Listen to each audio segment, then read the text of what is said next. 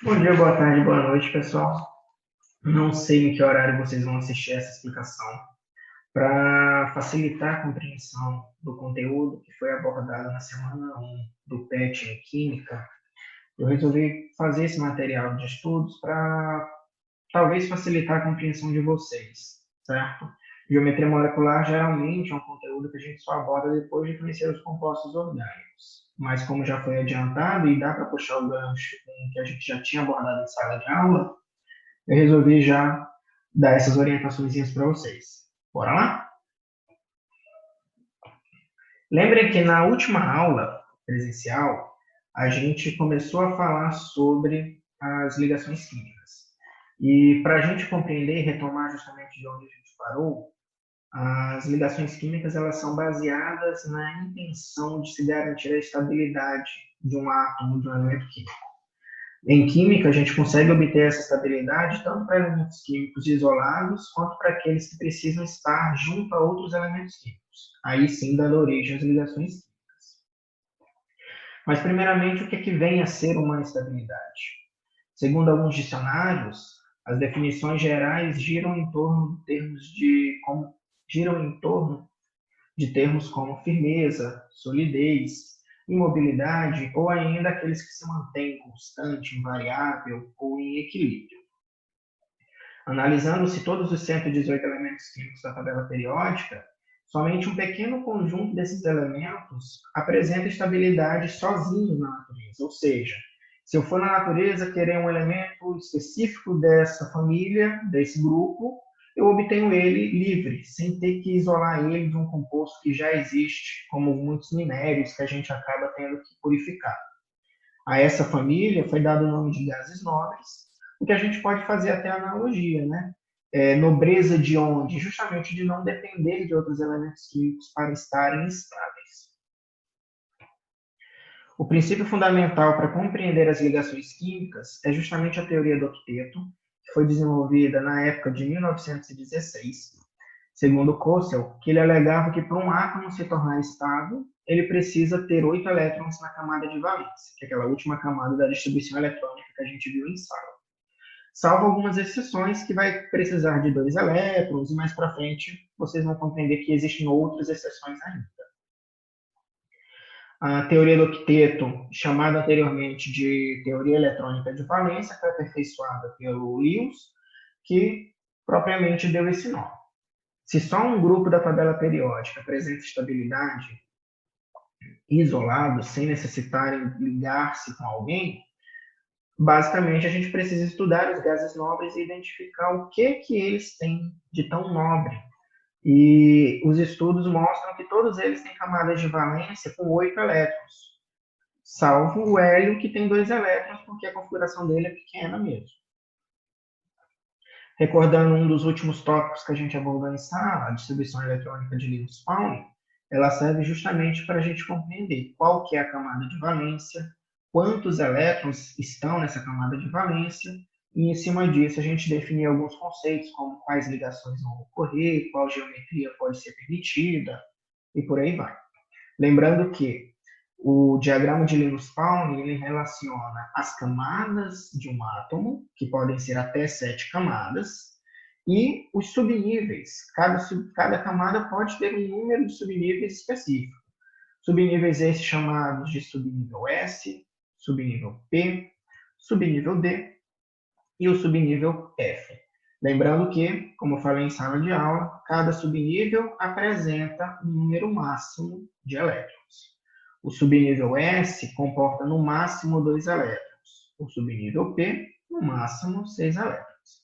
Já o subnível D comporta no máximo 10 elétrons, enquanto o F, no máximo 14 elétrons. E isso é um dado importante para a gente compreender a distribuição eletrônica dos elementos. Só para a gente recordar, como que a gente faz a leitura do diagrama de Linus-Pauling? A gente sempre começa no início de uma seta, vai descendo no decorrer dela, em zigue-zague vai voltando até completar esse número de elétrons daquele átomo.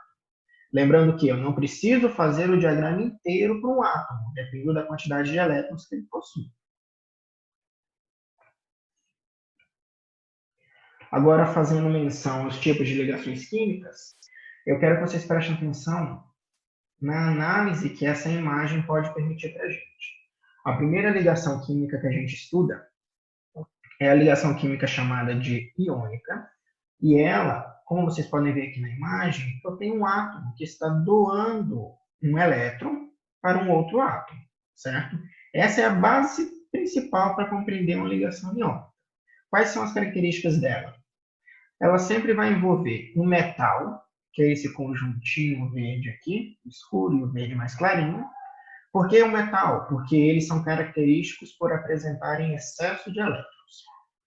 E também vai envolver um ametal, que lá da língua portuguesa, a letra A é um aspecto de negação, então tem um não metal. Por que eu envolvo um não metal? Porque eles caracteristicamente apresentam deficiência de elétrons. Isso é o que vai garantir a gente obter uma ligação iônica. Por quê? Um átomo, ele obrigatoriamente precisa perder elétrons, doando eles para um outro átomo. Então, se não tiver essa relação de perda e ganho, a gente não vai ter uma ligação caracterizada como ligação iônica, correto? Um outro detalhe é que a ligação iônica, como o próprio nome pode fazer menção, ele vai envolver íons. E estes íons, como são íons positivos e íons negativos, eles vão se atrair por atração eletrostática. Vamos acompanhar aqui no exemplo que vocês conseguem enxergar melhor. Eu apresento aqui para vocês o cloreto de sódio, que é o sal de cozinha. Eu coloquei aqui as informações do número atômico dele, que a gente obtém da tabela periódica. O sódio tem número atômico 11, com isso eu indico que ele tem 11 elétrons. Então, na distribuição eletrônica dele, eu vou encontrar as seguintes informações. Camada de valência do sódio, camada 3, ou seja, mais externa do átomo. Vejam que aqui eu tenho 3 camadas. E nessa minha camada 3, eu tenho somente um elétron. Por quê? O somatório dos expoentes da distribuição eletrônica equivale ao número de elétrons ou número atômico. Como o subnível S comporta até 2 elétrons, e eu não tenho 2 elétrons, eu vou colocar a quantidade que eu tenho disponível para aquela distribuição, certo? Eu nunca posso extrapolar a quantidade do orbital, no caso S, no máximo 2. Agora, se eu não tiver os 2 elétrons, eu posso colocar a quantidade inferior a ela. No caso do cloro, acompanhe aqui a distribuição. Também vai ter 3 camadas. Veja que a terceira camada é a mais externa. E essa terceira camada, diferente do sódio, ela tem 2 subníveis. O subnível S e o subnível P. Novamente, o somatório dos expoentes da camada de valência vai me indicar quantos elétrons de valência ou quantos elétrons eu tenho na camada de valência. Lembrando, esses elétrons de valência vão ser justamente aqueles envolvidos na ligação. Vejam aqui, por exemplo, na imagem. Eu perco um elétron no sódio e esse elétron vai para a camada de valência do outro. Então, a interação entre 2 átomos sempre é entre as camadas de valência. Aí, como a gente tinha discutido em sala, mas como que ele vai perder, como que ele vai ganhar, a gente vai sempre analisar com base na tendência da variação desses elétrons. Percebam aqui o seguinte, para qualquer variação, seja ela adicionar elétron, retirar elétron, eu vou gastar uma quantidade de energia X. Eu vou analisar aquela que vai tender ao menor gasto, porque se a gente está falando de estabilidade ela tem que ser obtida com o menor esforço possível, no caso da química, certo? Então, quando a gente fala que eu tenho um elétron no sódio, esse meu um elétron, se perdido, eu vou obter agora uma camada 2 com 8 elétrons. Tomem aqui os expoentes. Como eu tenho esses 8 elétrons na camada 2, eu atingi a teoria do octeto, que é o que eu queria. Porém, lembrem lá do primeiro ano. Na natureza, nada se cria, nada se perde, tudo se transforma. Não é porque eu perdi um elétron que esse meu elétron vai sumir do mapa. Ele tem que ir para algum lugar. Ele vai para quem? Para alguma espécie que tenha tendência de ganhar elétrons. Analisando o cloro, ele tem 7 elétrons na camada de valência. Vamos ver aqui qual seria o gasto menor de energia. Se eu tenho 7 elétrons na camada de valência e eu retirar esses 7 elétrons, ficaria com 8 na camada 2, teoria do octeto. Mas e se eu adicionar um elétron? 7 com mais 1, 8 também. Qual que é mais fácil, menos gasto de energia? Adicionar um elétron ou retirar os 7 que eu já tenho? A resposta, adicionar um elétron. Então, esse meu elétron do sódio vai ser perdido, vai ser incorporado pelo cloro, e com isso a gente vai ter o resuminho que eu citei no último ponto. Como o sódio perde um elétron, analisa bem, todo átomo ele é neutro. Então, sódio, prótons iguais a elétrons. Se o sódio perder um elétron, eu vou ter mais prótons. Então, meu átomo vai ficar com carga positiva, vai ser um cátion. Quando eu tenho cloro, quantidades iguais, e eu ganhei um elétron, eu estou aumentando a carga negativa. Por isso que o meu cloro fica negativo. Cargas positivas com cargas negativas se atraem. Atração eletrostática. Tranquilo? Isso é a ligação iônica que a gente precisa revisar. O segundo tipo de ligação química é a ligação covalente. Percebam aqui no desenho o seguinte, eu tenho dois átomos interagindo, mas será que algum deles está dando e recebendo elétrons ou ambos estão fazendo a mesma ação? Vamos ver aqui na característica. Ligação covalente entre átomos de hidrogênio. Por que o hidrogênio isolado? Vejam aqui, o hidrogênio ele não tem família. Então, se eu tenho o átomo de hidrogênio interagindo com um ametal ou com um semimetal, eu vou ter uma ligação covalente. Ah, mas por que o teu semimetal aqui está com asterisco? Essa escadinha aqui, existem algumas literaturas, algumas tabelas novas que não recomendam mais citar-se como semimetais. Eles incluem eles justamente na categoria dos metais porque não deixam de ser metais. Só não apresentam todos os conjuntos de características dos outros blocos. Tranquilo? Mas para a ligação covalente, semimetal mais ametal ou hidrogênio envolvido. Percebam agora o seguinte, voltando na imagem. Os átomos interagem por meio do compartilhamento de elétrons. Ninguém aqui está dando elétron para o outro que está recebendo. Eles estão partilhando ao mesmo tempo. Esse é o principal critério para a gente ter uma ligação covalente. Detalhe, esse compartilhamento aqui, se a gente for analisar na imagem, cada um deles compartilhou um elétron cada. Então, eu tenho um compartilhamento de elétrons. Porém, na ligação covalente, às vezes eu preciso compartilhar 2 pares de elétrons, então vou fazer uma ligação dupla. Eu posso compartilhar 3 pares de elétrons e vou ter uma ligação tripla. Ok?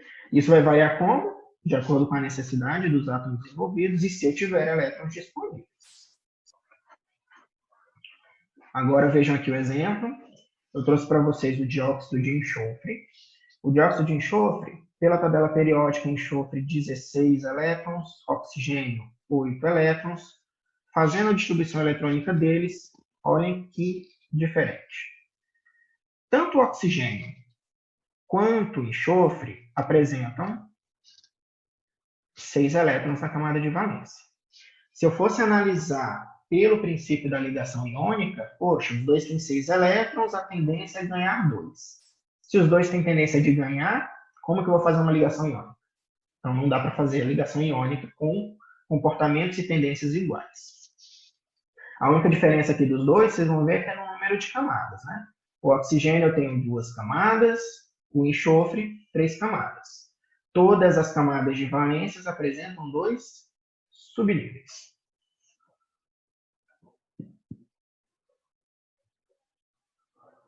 Então, analisando, a gente vai ver que ambos têm 6 elétrons.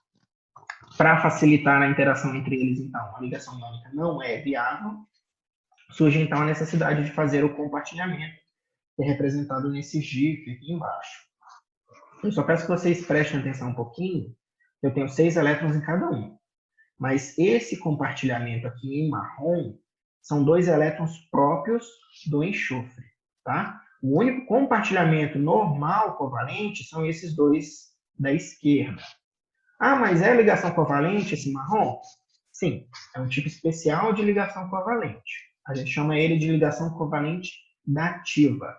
Por que dativa? Porque o elemento químico cede um par inteiro para o outro, compartilhando com ele. Tá? Então, ao mesmo tempo, na contagem, vocês vão ver que cada um dos elementos apresenta 8 elétrons. Teoria do octeto, ok, está estável a molécula.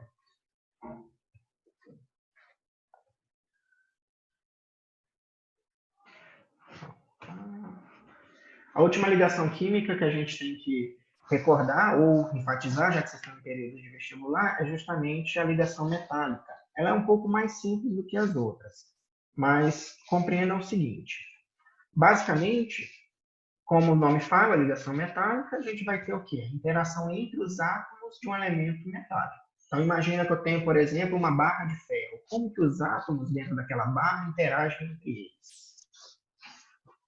Essa interação ela é possibilitada principalmente pela característica dos elementos metálicos apresentarem muitos elétrons.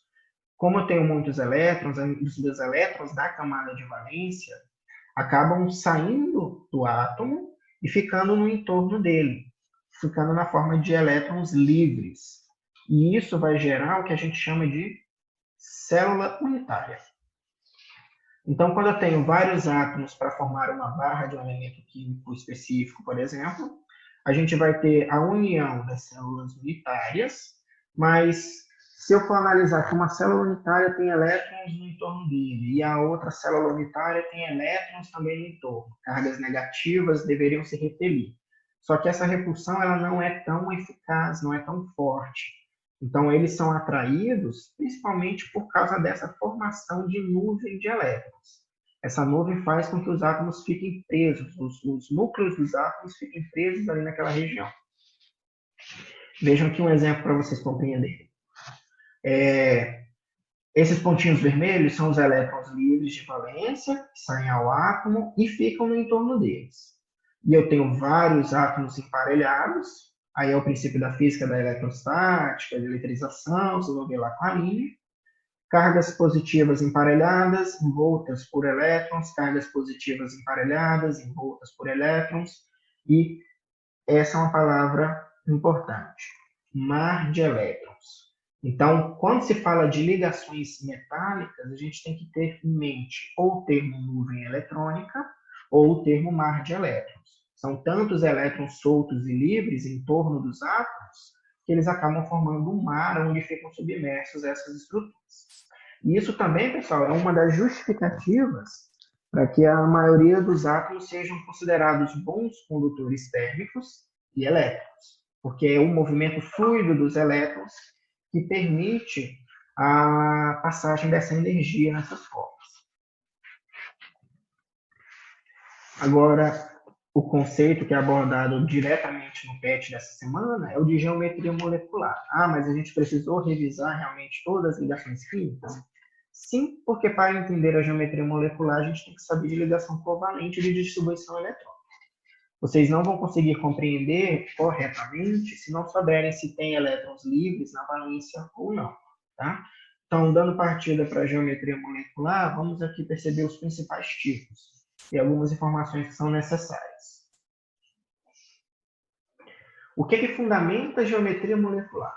Ela é baseada na teoria chamada de Vesper, que é a teoria de repulsão dos pares eletrônicos. Basicamente, o que o Ronald Gillespie, em 1963, percebeu?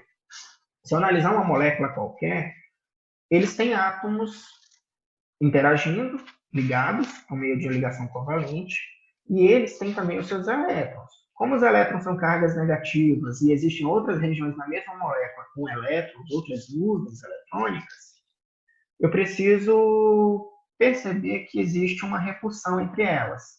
Essa repulsão entre as nuvens eletrônicas dos átomos, durante uma ligação química, eles vão originar um movimento de repulsão que não é tão forte assim. Eles não vão ocasionar, por exemplo, o rompimento da ligação química daquela molécula, mas eles vão ocasionar certas torções. E essas torções vão gerar ângulos, e esses ângulos vão ser o que vai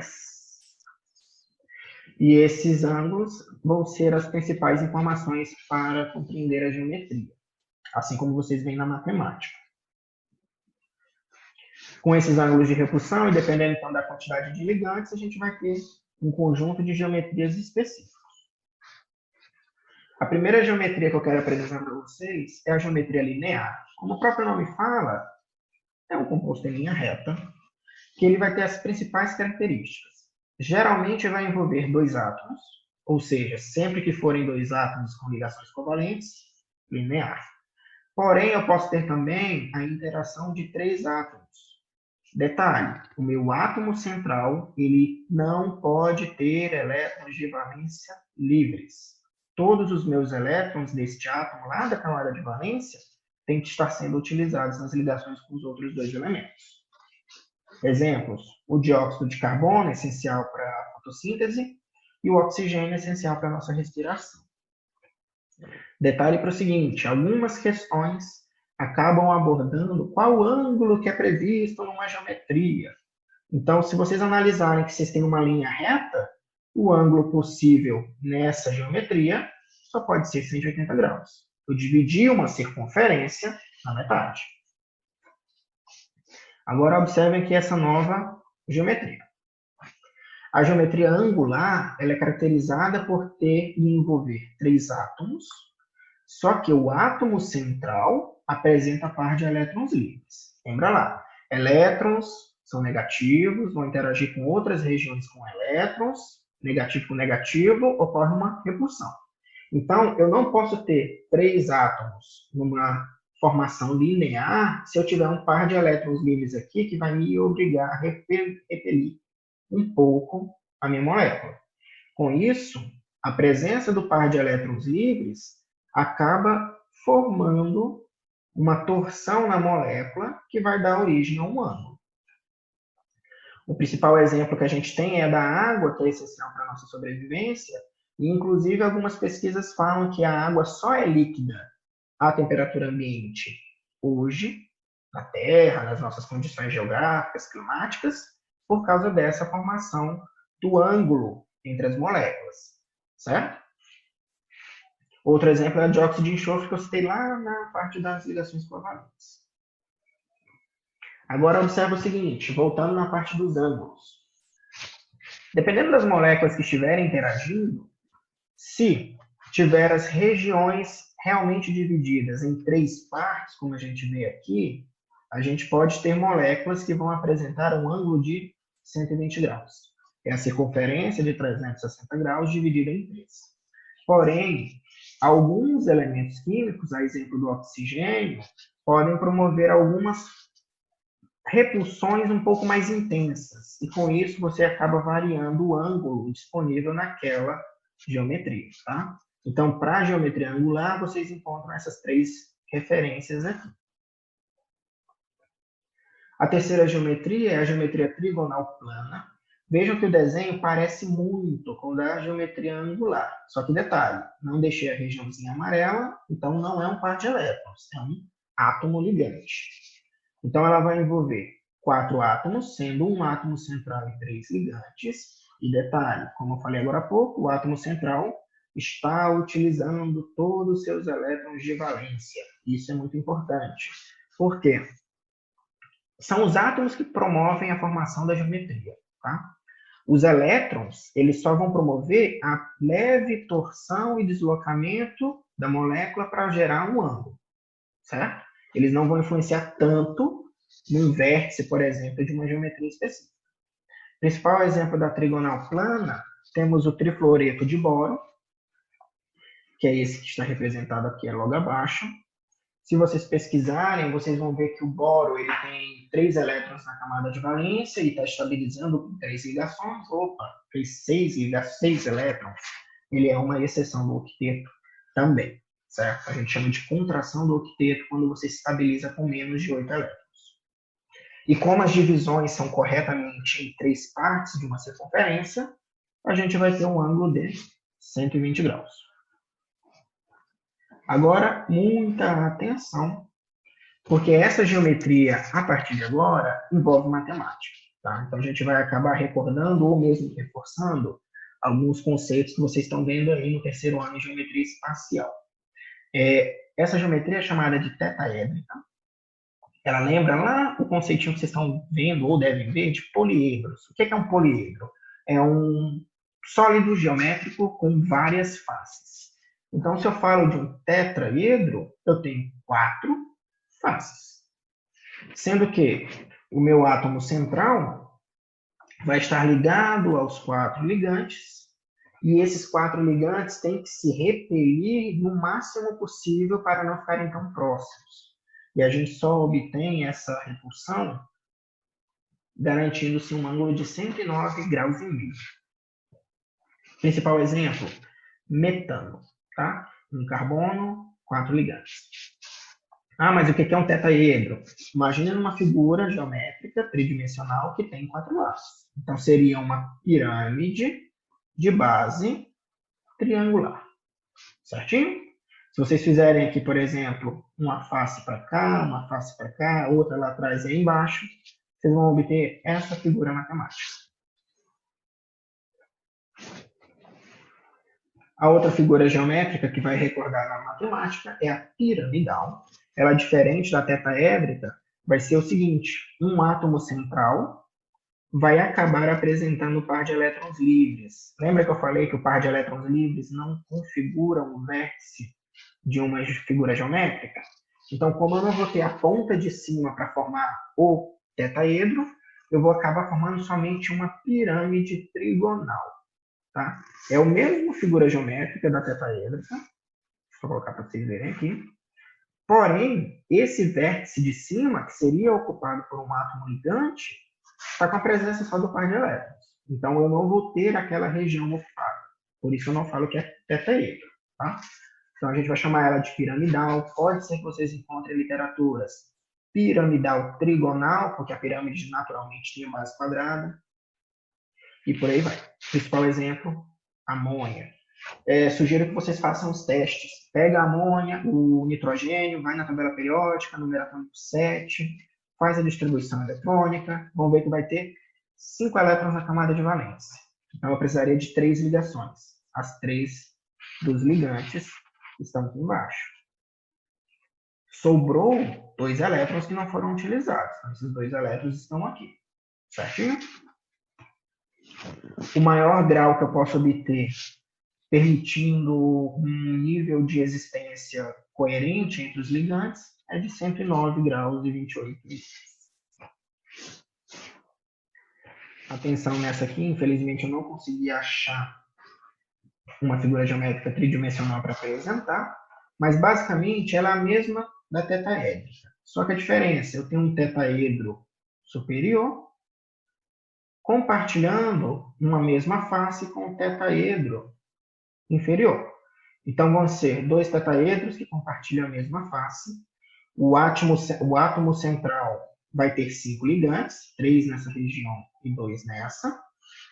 Agora começam a surgir fórmulas gerais. Então, a B5. Eu tenho o PCl5, pentacloreto de fósforo. A melhor configuração geométrica para ele existir sem se repelir ou ficar forçando as forças ali naquela molécula é na estrutura de bipiramidal trigonal, certo? Detalhe para o ângulo. Essa região central, eu vou chamar ela de região equatorial, tá? Lembra lá da geografia, linha do Equador. Essa minha região equatorial, ela divide esse meu eixo central, certo? Então, entre o eixo central e qualquer um dos ligantes da região equatorial, eu vou ter um ângulo de 90 graus, que é um ângulo reto. Porém, a região equatorial é uma circunferência dividida em 3 regiões. Então, eu vou apresentar também 120 graus. Certinho? Octaédrica, como o próprio nome fala, 8 faces. Esse eu consegui obter uma figura geométrica para vocês verem. O átomo central vai estar ligado a outros 6 elementos. Fórmula geral AB6, principal exemplo, hexafluoreto de enxofre. Vejam aqui que eu tenho 2 pirâmides. Pirâmides essas com base quadrada, certo? 4 lados. Detalhe também para o ângulo. Todos os ângulos desta geometria são de 90 graus. Por quê? Região central, comparada a qualquer um dos átomos ligantes da região equatorial, eu tenho um ângulo reto, 90 graus. Porém, a região equatorial, eu estou dividindo uma circunferência em 4 partes. Então, 360 graus dividido em 4 vão dar também 90 graus. Certinho, pessoal?